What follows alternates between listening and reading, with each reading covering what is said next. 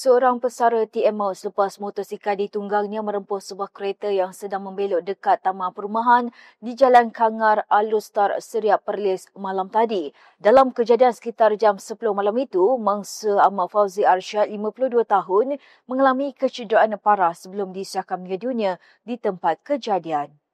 Ketua Polis Daerah Kangar, SCP U Sharifuddin Muhammad Yusof berkata kemalangan berlaku ketika mangsa dari arah Kangar menuju ke Alustar gagal mengelak sebuah kereta peraduan Myvi. Siasatan awal mendapati kereta terbabit dipandu seorang kontraktor iaitu Hok Kit Kiong, 31 tahun bersama seorang penumpang wanita warga Thailand berusia 23 tahun. Sebelum kemalangan, pemandu kereta itu datang dari arah Alustar ke Kangar, dipercayai berhenti di simpang masuk ke Taman Pertiwi di kawasan Simpang Pusingan U sebelum membelok ke kanan. Kemudian datang motosikal dinaiki mangsa dari arah bertentangan merempuh bahagian pintu belakang sebelah kiri kereta terbabit hingga menyebabkan mangsa tercampak dari motosikalnya. Dalam kejadian itu, pemandu kereta mengalami sakit di bahagian pinggang dan leher manakala penumpangnya cedera di kepala dan dirawat di Zon Merah Hospital Tuanku Fauziah HTF Kangar. U Sharifuddin berkata siasatan mendapati pemandu kereta cuai ketika memandu masuk ke simpang